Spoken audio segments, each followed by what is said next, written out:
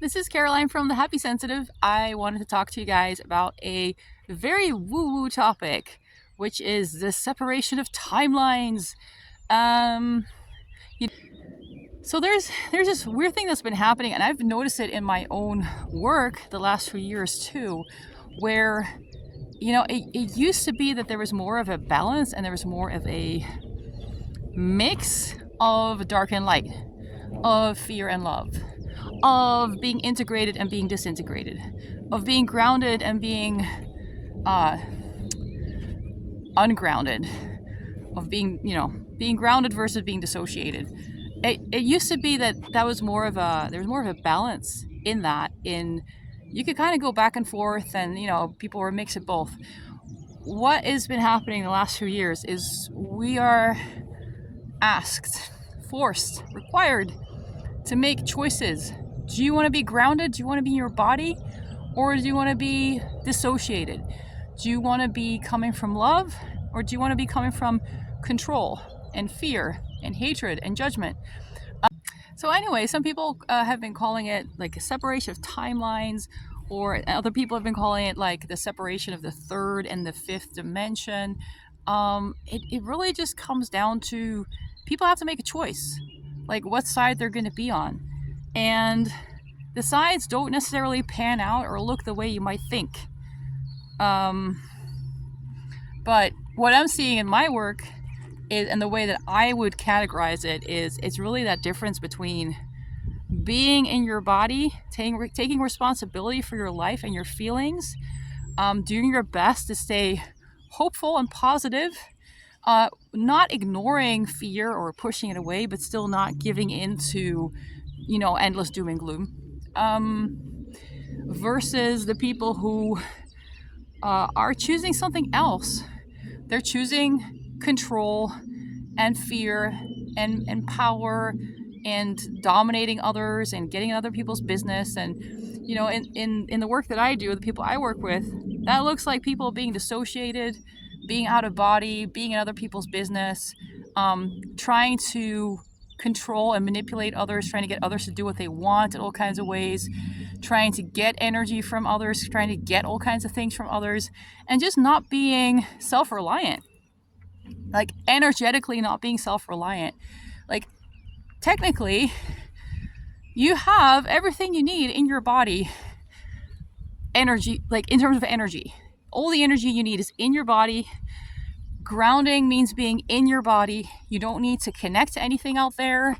You don't need to be like hanging on to anything out there. But you do need to do the work to integrate the parts of yourself that you're maybe afraid of, or that you're running away from, or that you don't know what to do with, the things you've been avoiding. So that the split is really between the people who are willing to really do the inner work and deal with their own stuff, really deal with it, versus the people who just want to run away and they just want everyone else to solve their problems. And that split, I mean, this is just kind of the human condition, right? Like we tend to go back and forth between those two to differing degrees. But what I've been seeing the last few years is like there's less going back and forth, and you have to really stay the course. There's less leeway to just kind of give up for a while. You give up for a while, it's very, very easy to spiral out of control. And so you have to, pick a side and stick with it. And it's harder and harder to come back if you go to the other side. So if you're someone who tends to kind of space out a lot, and that's just kind of how you deal with life and this how you deal with hardship, that would have been an okay strategy. Like 10 years ago, you could have done that, and then you could have come back and like worked on integrating your own stuff and being balanced again. But these days, it's you're not going to come back, and you're not going to come back as easily. You're probably going to stay in that dissociated place. You're going to stay in that place where you just kind of zone out. And the thing is, if you dissociate, if you zone out, if you're not taking responsibility for what you're feeling, if you're not daring, and when I say that, I mean daring to actually feel it, not just declaring in your head that you take responsibility, but actually going in there and feeling your emotions and being present with yourself, with what's happening inside.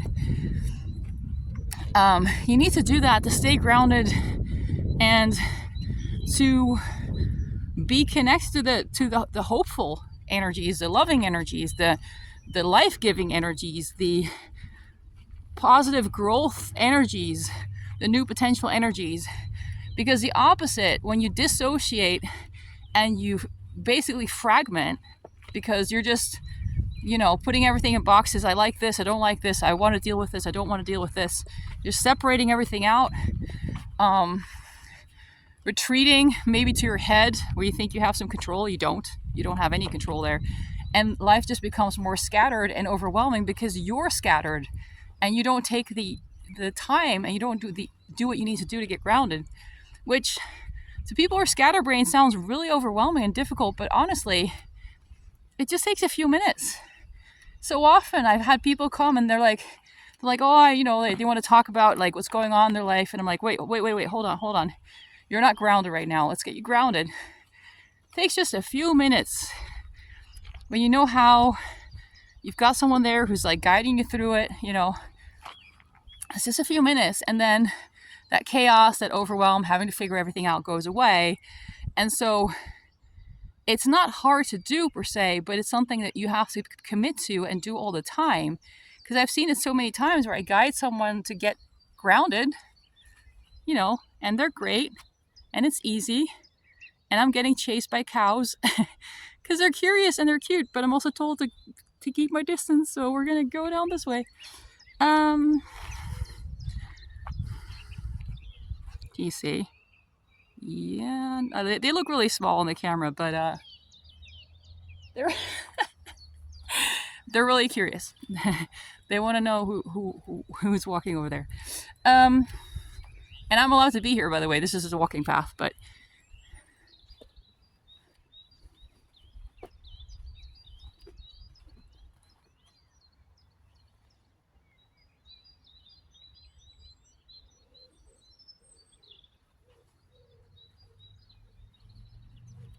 okay. So grounding in itself is not hard. Like, anyone can do it. Even people who are just really, they think they're really bad at grounding. Like, the grounding itself is not hard. What's hard for some people is to stick to it. It's kind of like drinking water. Drinking water is not hard, okay? Like, anybody can drink water. You just, like, if you've never done it before, you might need someone to show you, like, how to hold the bottle and all of that. Fine. But, or cup your hands in the mountain stream. Drinking water is easy, but remembering to drink water all the time is really hard for some people, right? They get dehydrated. They're like, oh, I forgot to drink water again. It's the same way with grounding, right? You have to do it. You have to constantly be grounded. And some people are they're good at grounding, technically, but then they get ungrounded again very quickly. So they have to just constantly just pay attention to it, and they don't. But the separation of timelines is really this. You can't muck around anymore. You have to commit to being grounded. And if you don't, things fuck up really quickly. Things get out of control really quickly. Things get messed up really quickly. Because if you're not in your body, technically, you're all over the place, especially if you're sensitive. If you're not in your body, you're all over the place. You're in everybody else's business. You're picking up on all kinds of shit that's not yours to deal with. Life becomes a mess. And when you're ungrounded, you're not in your body, you're not listening to your body, you're not listening to your heart, your mind's going to take over. And the mind is a really bad captain. Like, really, really bad. Like, atrocious. It'll send you on wild goose chases. It'll, like, try to, like, convince you that you have some control by getting answers. The mind is obsessed with answers. Like, answers don't, like, sometimes an answer is useful. Much of the time, you don't need answers. Like, you need to eat, you need to sleep, you need to rest, like, you need to work, you need to focus, you don't need answers as much as the mind would like you to think that you need answers. But you get in your mind, you get really obsessed with answers, you get really obsessed with thinking, you get really obsessed with, like, finding answers. anywhere. You get very curious about wanting to know everything. What is the answer to this? What is the answer to that? Regardless of whether it's relevant to your life. That's the problem. So, yeah, maybe this rings a bell. Maybe it doesn't. Maybe you can see this in yourself or you can see it in others. The separation of timelines, what it really means in practice, and I've really been feeling this hard this weekend, is you cannot hold on to people who've chosen the other direction. Like, if you're, and I hope you are, I hope you're the ones, people listening to this are the ones who want to be grounded, integrated, doing their inner work, feeling their feelings, and not just once in a blue moon because it sounds good, but actually really committed to it. I hope so, right?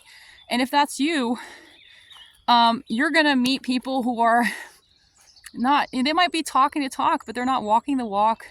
They're all over the place. They're not in their body. They're just, and they get scared and they get chaotic. This time is a very chaotic time. The only place you're going to find peace and clarity is inside. Staying connected to yourself, keeping it simple, being in your body, trusting the guidance you get from within. It's the only way to make it through.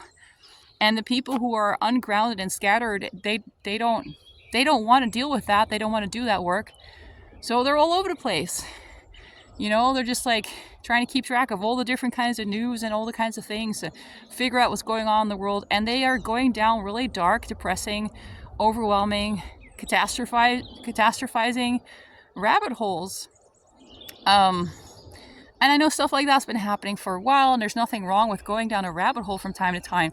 But the separation of timelines means that this is all getting much more extreme now. And hey, I've gone down some dark rabbit holes in the past, just, curious, like, what do these people think? What do these people think? But, like, we're at a time now where, oh God, it's playing a clock. There's this time, like, it can be really quiet most of the day, and then at some point, like, all the noisy planes start coming over.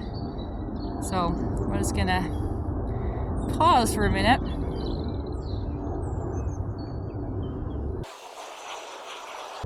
Meanwhile, I'm noticing that the cows are staying up in the field. They're not coming down, so I can walk around a little bit down here. So yeah, separation of timelines means all this stuff is getting much more extreme. And you can't go down dark rabbit holes. You gotta really stay focused on, like, what's happening in your body, staying grounded, feeling your feelings, like figuring out what to do tomorrow. Figuring out, not even figuring out, but just like staying connected to the things that you love and that you enjoy doing and that give you this sense of meaning and purpose and beauty and all of that, because you need it right now. This is not the time to go and argue with people who think that they have all the doom and gloom answers about how terrible the world is. These are the people who are out of body and all over the place. Like, it's, yeah, as much as some conspiracy theories have proven to be conspiracy facts, over the whole pandemic time, this is not the time to go digging for deep, dark problems. Like, there's plenty that's already surfacing, that's already, like, in our face for everyone to see and deal with if you're open to seeing it. And that's plenty. We just gotta really just focus on staying healthy and balanced. So yeah, what does this mean? So, the separation means, as people, we're also separating. We're separating into two groups in a way, which I think in some ways is really sad, There's a lot of people you gotta just leave behind. But I've seen that in my work too, where, like 5 years ago, people getting lost in dark rabbit holes, I could still work with them and help them. And now they're getting so, the people who are in this darkness are so committed to this darkness, like there's nothing you can really do for them anymore. They're just really choosing fear. They don't want to be in their body. They don't want to feel their feelings. They think hope is ridiculous and stupid. Positivity is for wussies. Like, it's a different world. It's a different way of looking at things. But the promise too if you try to help them, or if you try to hold on, or you try to connect and like stay connected, they will drag you down with them. Because the problem with the disembodied people is that they need resources outside of themselves, because they have chosen to disconnect from the resources they have inside. So they're seeking resources outside, and those resources outside is you and other people who do the work, and who do connect to their heart, who do try to like, stay on the light side of things, the real side of things, as in like being honest with yourself, how are you really feeling, but at the same time also the light side of things, as in like believing in the good, the good of the world, the good that's out there, even when you can't see it. So yeah, like you have to let go. And the letting go is important, because you can't, the people who are going down a dark path now, you can't help them, and you can't save them, and you can't do anything for them. They've made their choice. So you have to let go, and you have to do your work to let go. Let them have their own experiences. Don't get involved. Which, yeah, again, is very sad. But that sadness is the appropriate emotion for letting go. That's how letting go feels. It feels sad. So that's just how that works. Yeah, so it's a weird time. People are making choices. Some people are like still making up their mind about which side they want to be on, and it's weird. But you'll notice that people, once they make a choice to stick with the fear, stick with the darkness, stick with the control, stick with the hatred and the blame and all of that, like once they pick that side, it goes really fast. And you could see people that you knew well, who are like kind, loving people, you can see them transform almost overnight into people who are just like, I don't know, like something comes over them, and they lose their spark, they lose their love, they lose that sense of possibility of good things happening, and it all becomes, everything is dark and bad and wrong and scary, and like you're wrong for being hopeful, or and it gets bad really quickly. And so you might see people that you've known for years just turn into other people. And if that happens, it's really painful, but you gotta let them go. Because there comes a point where the fear, it's all connected. Like if you're not in your body, you don't have any real grounding and footing. And it also means you don't believe in yourself, you don't believe in the natural order of things. You're trying to get away, right? You're like, my body's unsafe, the world's unsafe, everything's unsafe. Right, so people who don't want to be in their body, they don't want to be in their body because they don't trust, right? They don't trust their body, they don't trust nature, they don't trust the world, they don't trust the way things are, they want to get away. That's fear. That tendency is fear. It's a lot of fear.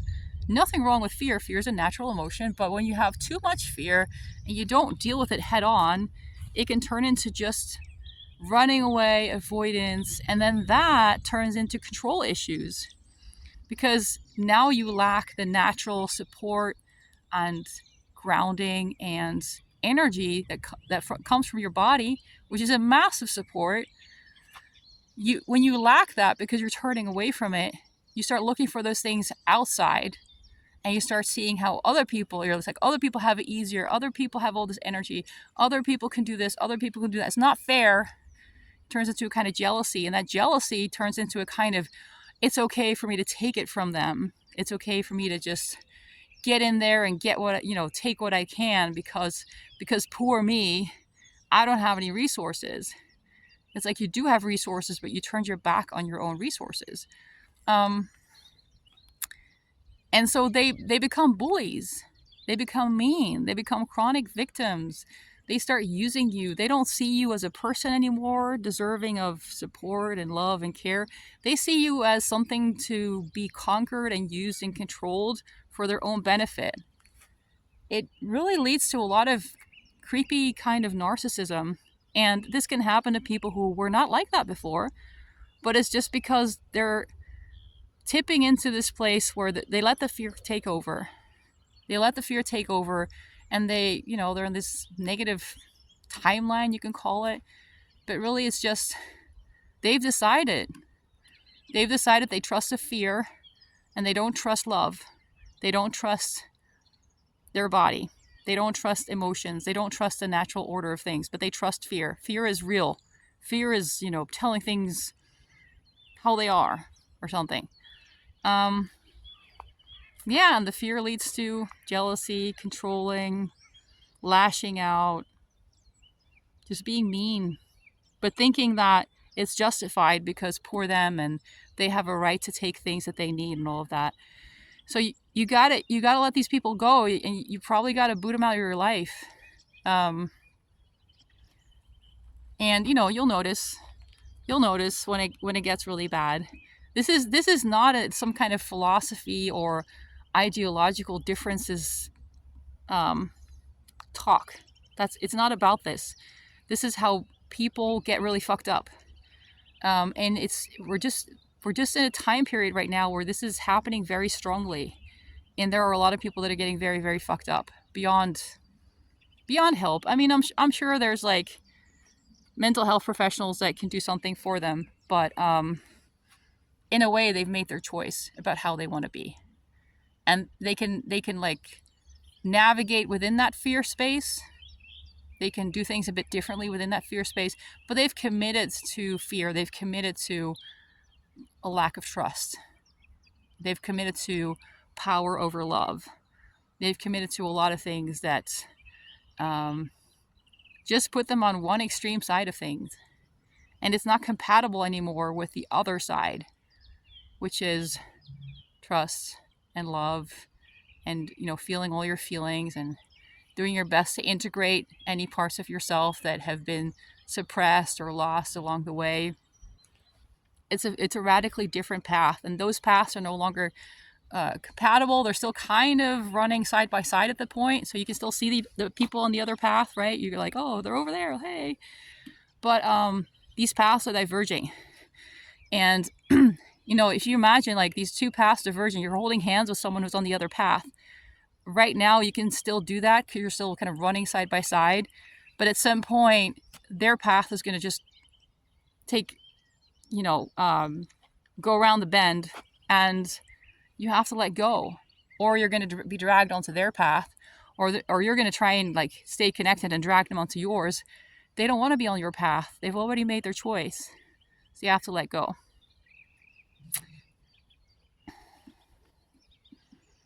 All right, I hope I hope that was helpful. I did some Googling recently on this topic, and I found a few articles, but not so much. And a lot of it got very, I don't know, just it got very abstract. So I thought there might be somebody out there who needs to hear this. So for that person, I say, I hope this was helpful. Thanks for listening. Bye-bye.